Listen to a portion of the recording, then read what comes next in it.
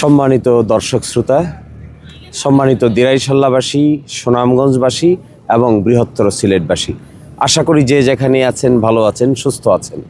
আমি এখন দাঁড়িয়ে আছি রফিনগর ইউনিয়নের বাংলা বাজারের পাশেই দেখবেন একটা ছোট্ট খাল, তার ওপরে আছে গরু।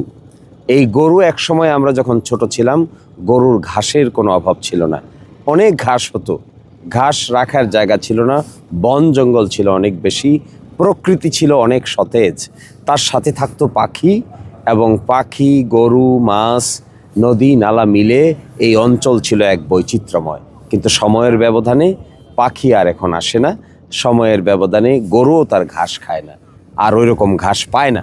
কেন পায় না জানেন? কারণ আমরা প্রকৃতিকে নষ্ট করে দিয়েছি। একসময় ছিল চাইল্লা বন, যে চাইল্লা বনের আশেপাশে গরুর ঘাস, দুধ, গরুকে বাড়তি খাবার খাওয়ানো হতো না, বাড়তি খাবার দেওয়ার কোনো প্রয়োজন ছিল না। গরু নিজেই তার কান্দার মধ্যে কিংবা বাড়ির আশেপাশে যে ঘাস হতো এটি খেয়ে শেষ করতে পারতো না। আপনি দেখেন এখানে যে গরুগুলো আছে, এখানে কিন্তু কোনো ঘাস নাই। আছে গরু ঠিকই, গরু চেষ্টা করছে খাওয়ার, কিন্তু কোনো ঘাস না থাকার কারণে হাঁটতেছে আর হাঁটতেছে। এই পাশের গরুগুলোর দিকে তাকায় দেখেন স্বাস্থ্য কি গরুর। এই স্বাস্থ্য নিয়ে গরুগুলো কি করে চলবে?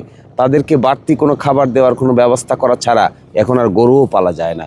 প্রকৃতিকে আমরা বিনষ্ট করে দিয়েছি, প্রকৃতিকে আমরা এমনভাবে নষ্ট করেছি যে গরু ঘাস খাবে তারও কোনো ব্যবস্থা নাই। এই জায়গাগুলোকে কাজ করতে গেলে অনেক পরিশ্রম প্রয়োজন হবে। এখানে শুধুমাত্র আমরা বক্তৃতা বিবৃতি দিয়ে যে পরিবেশ তৈরি করতে চাই, এটি আসল কথা নয়। আসল কথা হলে এই পরিবর্তনের সূচনা করবে কারা, কিভাবে করবে? এই পরিবর্তনের সূচনা করতে না পারলে শুধুমাত্র জনপ্রতিনিধি হয়ে আমরা করব কি শেষ পর্যন্ত? অনেকেই আমরা প্রতিশ্রুতি দেই, কিন্তু প্রতিশ্রুতি বাস্তবায়ন করতে পারি না। এটাও আরেকটা কঠিন ব্যাপার।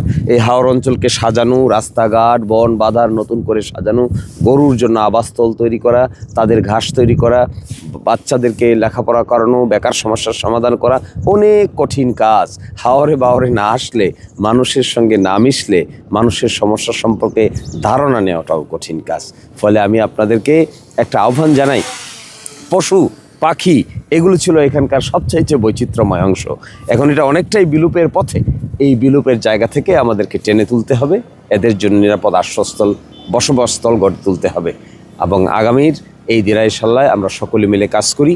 চলুন হানাহানি ভুলে, পরস্পরকে দোষারোপের জায়গা ভুলে নতুন কিছু করার চেষ্টা করি। এই কথা বলে আপনাদেরকে নতুন কিছু করার আহ্বান জানিয়ে আজকের মতো এখানেই বিদায় নিচ্ছি। আল্লাহ হাফেজ।